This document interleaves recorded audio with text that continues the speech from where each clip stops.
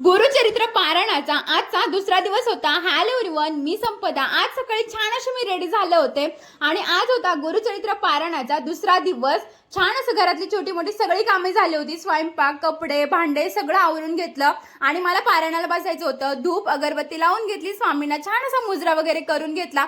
त्यानंतर ग्रंथ वगैरे ओपन केला, ग्रंथाची पूजा केली, ग्रंथाच्या छान अशी पाया लागून घेतलं आणि त्यानंतर आहे ना मला लगेच आरती करायची होती, कारण पारायण वाचायच्या आधी मी आरती वगैरे करत असते.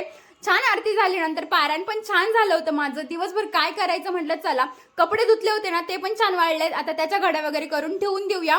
आणि भांडे पण छान निथळले होते, ते पण लावायचे होते. म्हटलं चला कपडे झाले की ते लावून घेऊया. छान असे भांडे वगैरे लावून घेतले आणि दिवसभर आहे ना माझं हेच चालतं, हे कर ते कर. सो मग तेवढं पटकन करून घेतलं. मला भूक लागली होती, छान असं जेवण वगैरे करून घेतलं. मी पारायण झाल्याशिवाय जेवण करत नाही, मग छान जेवण वगैरे केलं आणि माझे भांडे राहिले होते थोडेसे, ते पण घासून घेतले पटकन असे.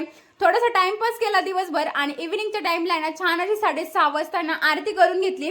मी 2 टाइम आरती करत असते. घर अगदी प्रसन्न होऊन जातं आजकाल, छान वाटत होतं. त्यानंतर आरती झाल्यावर लगेच स्वयंपाकाला लागले, कारण नैवेद्य दाखवायचा होता. छान अशा चपात्या करून घेतल्या, भाजी वगैरे केली आहोंची, कारण काही नियम आहेत, हे खायचं नाही ते खायचं नाही. मग माझ्यासाठी फक्त मिरचीचा ठेचा केला होता विदाऊट लसूण, छान तो पण करून घेतला. नैवेद्य वगैरे दाखवला आणि साडीमध्ये स्वयंपाक किंवा सगळं घर आवरणं, बापरे माझ्यासाठी खूप कठीण होतं. बघू शकता एवढा घाम आला होता, एवढं ऊन जास्त आहे ना म्हणून.